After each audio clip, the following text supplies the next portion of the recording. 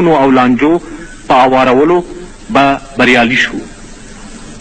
افغانستان به د پخوا په شان په صداقت او صمیمیت د موافقو په باب ژمنې ترسره کړي. د موافقو رښتینی تطبیق یوازینۍ وسیله ده چې د دواړو خواو د سوله غوښتونکي هوډ او ارادې مایت او د نورو منطقوي لانجو د حل لپاره به ډېر ښه مثال وي. هر ډول عملونه چې د موافقو د بې ارزښته کولو او ترې سترګو پټولو نه متوجه وي د موافقو تطبیق ته زیان رسوي او په سیمه کې به سوله، امنیت او ثبات زیات له خطر سره مخامخ کړي. دا د هغو ټولو لپاره چې د سولې او امنیت په ګټه خبرې د آزمایښت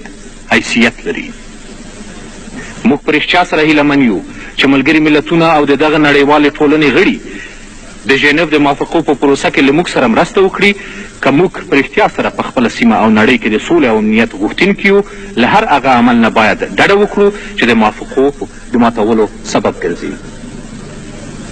له دغه ټولو هیلو سره شواهد دا ښیي چې د افراطي مخالفینو کمپونه او د پوځي روزنې مرکزونه اوس هم د پاکستان په خاوره کې شته دي. د وژونکو وسلو لیږدول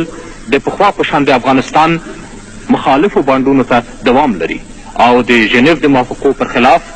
دغه راز زیاته اندازه وسلې د ورانکارو او تروریستي فعالیتونو د ترسره کولو لپاره په افغانستان کې دننه لیږدول کیږي.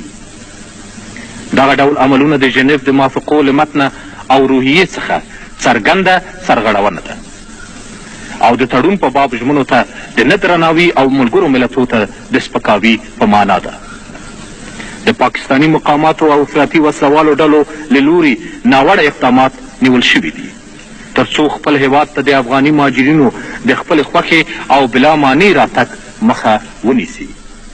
داسې اعمال د ژنیو د موافقو د روحیې او متن څخه صریحه سرغړونه ده او معاهدو څخه رامنځته شویو تعهداتو ته بې حرمتي ګڼل کیږي.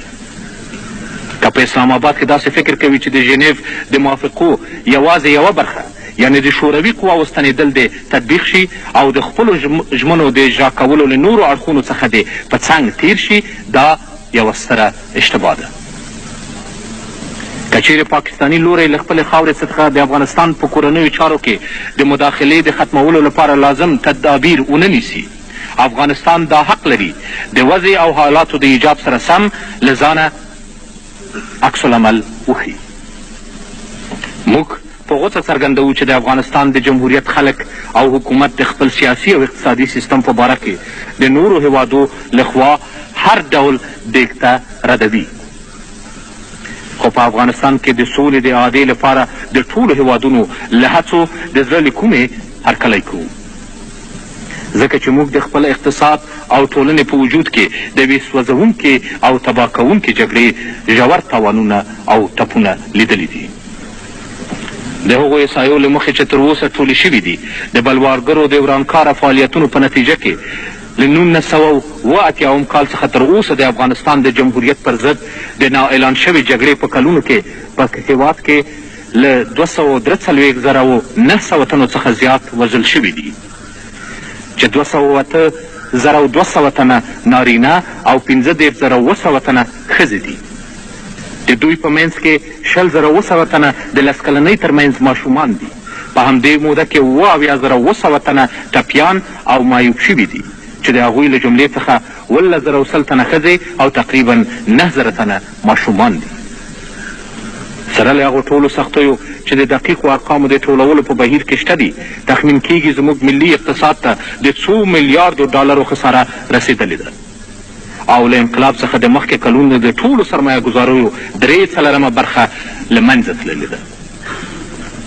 د دغو ضرورونو د اقتصاد بیا را ژوندي کولو کار د بین المللي چټکو مرستو غوښتنه کوي. زه دلته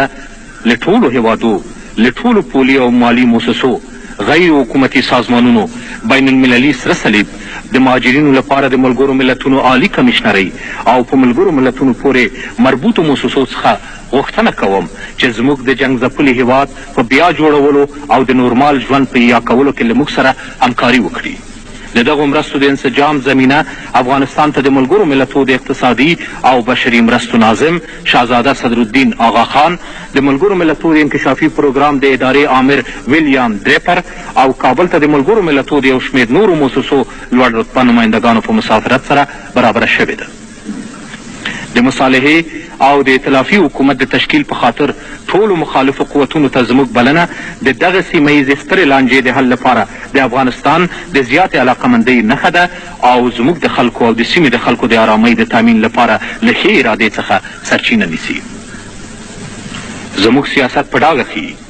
چې د زور او د وسلوال قوت د استعمال له لارې د شخړو په حل معتقد نه یو او د خپلو مسایلو د حل فصل عمومي تصویر د یو پراخه ائتلاف د څو ګوندیز سیستم او څو ډولي اقتصاد او په سیاسي او اجتماعي ژوند کې د خلکو د ټولو قشرونو او طبقاتو په پراخ ګډون کې وینو. د دارنګه یوې ټولنې د جوړښت حقوقي بنسټونه د افغانستان جمهوریت په اساسي قانون کې مسجل شوي دي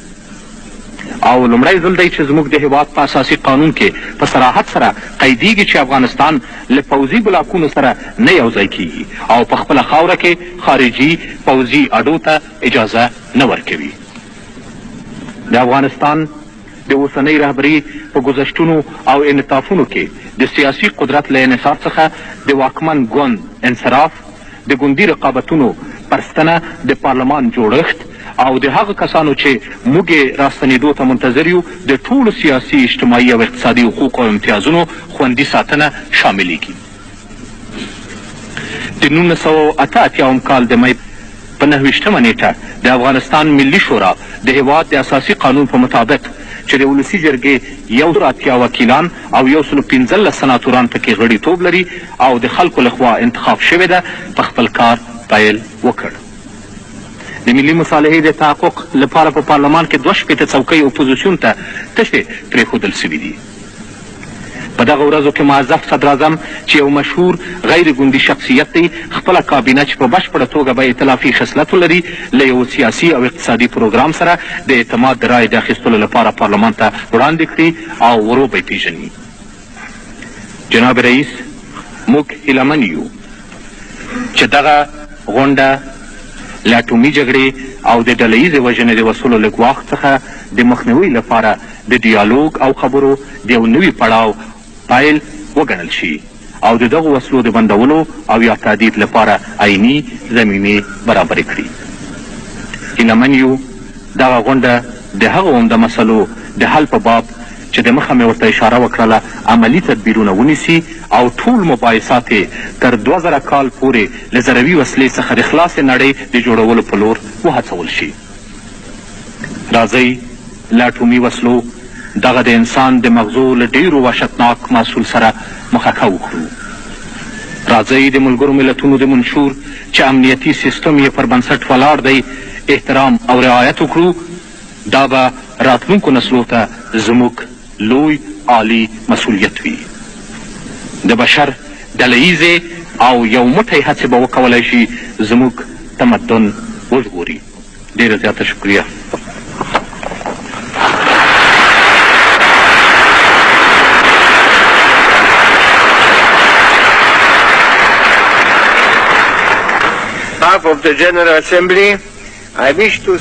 از جانب مجمع عمومی مایلم سپاس خود را به رئیس جمهوری افغانستان به خاطر بیانیه مهمی که همین اکنون ایراد کردند ابراز نمایم. از نمایندگان تمنا میکنم هنگامی که من و سرمنشی رئیس جمهور را بدرقه میکنیم به جاهای خود نشسته باشند.